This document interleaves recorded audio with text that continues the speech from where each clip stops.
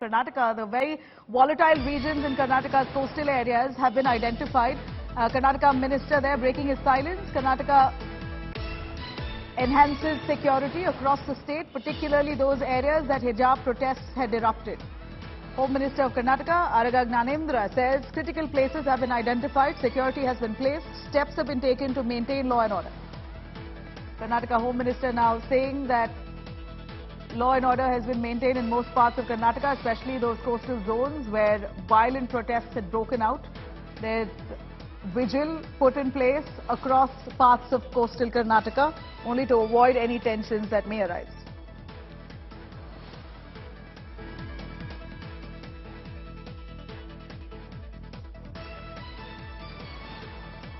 ಎರಡು ಜನ ಜಡ್ಜ್ಗಳು ವಿಭಿನ್ನ ತೀರ್ಪನ್ನು ಕೊಟ್ಟಿದ್ದಾರೆ.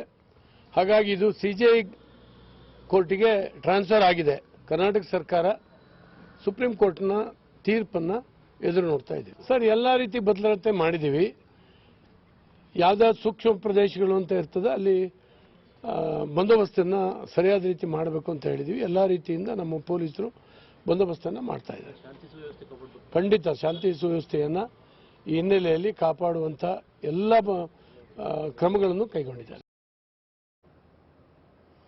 All right, now let me cut across to Anisha joining us live for more on that. Anisha, we are seeing a lot of talk on this split verdict. On one hand, you have people upholding Justice Dhulia's order, saying that this is ultimately a matter of choice, and he's more concerned about the girls' right to education. That's really what's bothering him. And also Dhulia said that Karnataka High Court's order wasn't taken on the right path, versus Justice Gupta, who said that he's basically upheld the Karnataka High Court's order, not giving too much reason to why he's done that.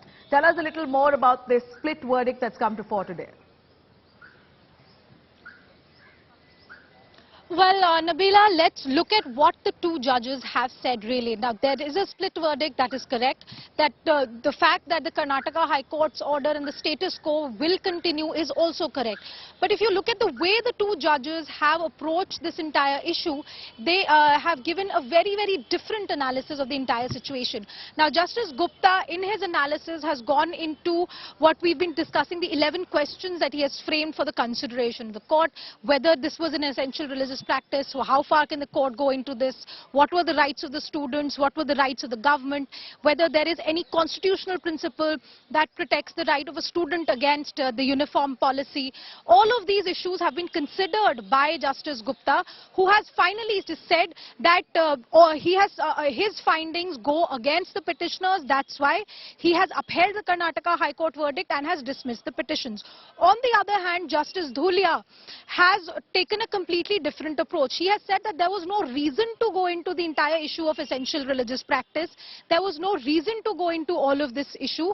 The point that is covered, that covers this entire issue, has already been decided by the Supreme Court in the Bijo Emmanuel case, which effectively says that the government cannot make something mandatory that goes against the religious practice of a religion, and people do have the right to choose to follow their own religious practice. And therefore, this entire debate over essential religious practice should not have been gone into. The entire point of this entire issue is Article 19 and Article 15, which is the right to equality, right to freedom of expression, and the right of choice.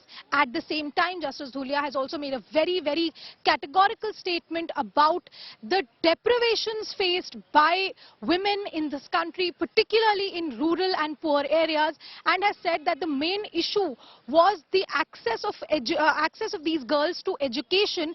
And in this country, there has to be an emphasis on the right to get education, and that is something that should not have been interfered with. So with this kind of analysis that was done by both the judges, since there is a very clearly both judges have differed in their opinion on what the Karnataka High Court has said, therefore this matter will now go to a larger bench. We are waiting to see what the Chief Justice decides, who will be in this three-judge bench which will now hear this matter, because remember, Justice Gupta is scheduled to retire on Sunday, that is the 16th.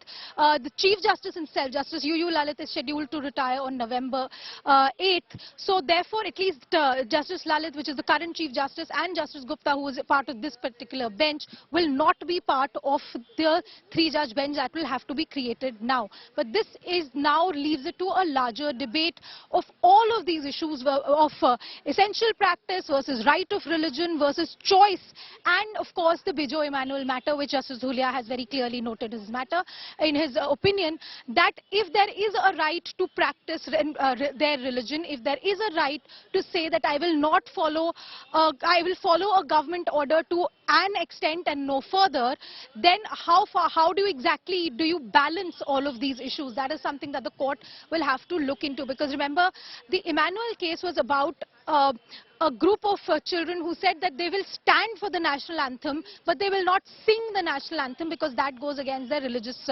beliefs. And if you can go to that extent in that particular matter, the question now that comes up is where do you draw the line between the government asking people to follow a certain kind of discipline versus the people saying that this is our right to exercise our religion. So a larger debate, of course, still continues. We're seeing what is happening in Karnataka. We've seen the statement from the Karnataka Education Minister. We've also been hearing from the various lawyers involved in the case what they are saying. But at the moment, legally at least, the Karnataka High Court verdict continues. The status quo in Karnataka continues, and we'll have to see what the Chief Justice now does.